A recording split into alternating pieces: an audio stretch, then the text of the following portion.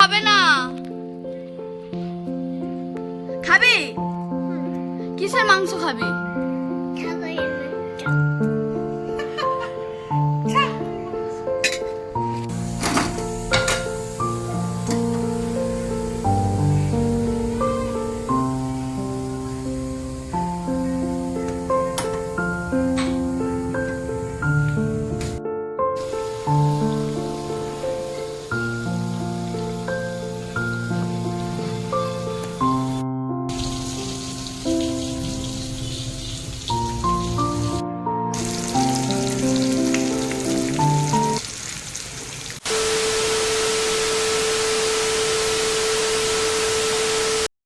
Hi everyone, good evening. কেমন আছো সবাই? আশা করি তোমরা সবাই অনেক ভালো আছো, আর আমিও অনেক ভালো আছি।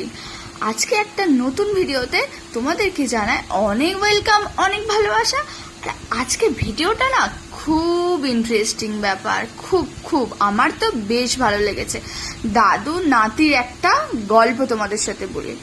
আমার ছেলে ঘুম থেকে উঠেছে, উঠেই দাদুর কাছে বায়না ধরেছে, দাদু আমি ছাগলের মাংস খাবো। আর দাদু নাতির কথা তো ফেলতেই পারে না, তাই চলে গেছে আমতলা থেকে খাসির মাংস নিয়ে আসতে।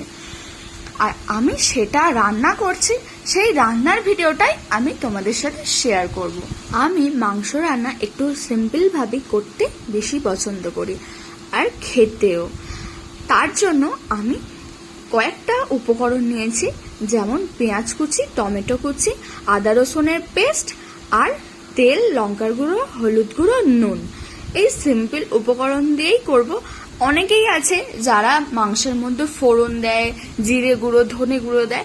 আমার না ঠিক ভালো লাগে না, তাই আমি খুব সিম্পল ভাবেই রান্নাটা করার চেষ্টা করি।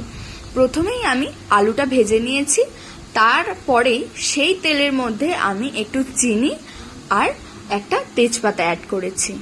ওইটা একটু নেড়ে নেওয়ার পরে আমি কুচানো পেঁয়াজ আর টমেটোটা দিয়ে দেব। কুচানো পেঁয়াজ আর টমেটোটা হালকা ব্রাউন হয়ে এলে তার মধ্যে আমি দিয়ে দেব মাংসটা।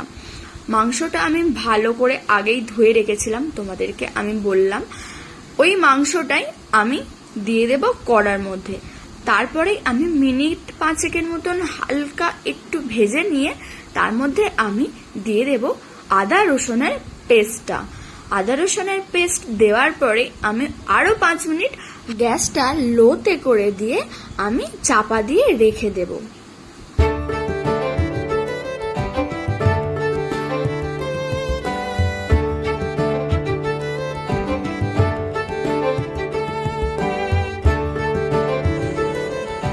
কি করবে? কিসে? চাপাটা খুলে দেওয়ার পরে আমি এর মধ্যে দিয়ে দেব নুন, লঙ্কার গুঁড়ো আর হলুদ গুঁড়ো। তারপরে আবারও 2 মিনিট নাড়িয়ে চাড়িয়ে আবারও চাপা দিয়ে দেব। এইভাবে চাপা দিয়ে দিয়ে আমি মোটামুটি পৌনে 1 ঘন্টার মতন মাংসটা কষিয়ে নিয়েছি।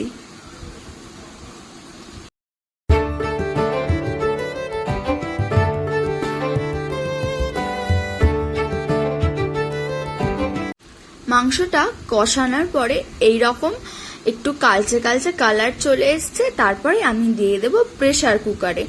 আগে থেকে একটু প্রেসার কুকারে গরম জল করে নিয়েছিলাম। আমি রান্নাতে একটু গরম জলই ব্যবহার করি। প্রেসারে যেহেতু আমি গরম জল দিয়ে দিয়েছি, দিয়ে মাংসটা ওর মধ্যে চাপিয়ে দিয়েছি। এবার সিটি হবে, ব্যাস মাংস রেডি।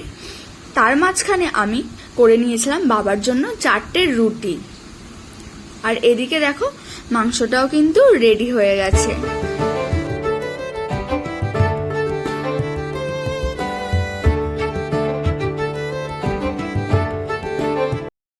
ভিডিওটা কেমন লাগলো জানিও, ভালো লাগলে লাইক, কমেন্ট, শেয়ার করবে। আজকের মতো এই পর্যন্তই। গুড নাইট, আর দেখা হচ্ছে নেক্সট ভিডিওতে। ততক্ষণ পর্যন্ত তোমরা সুস্থ থেকো, ভালো থেকো। Tata, by.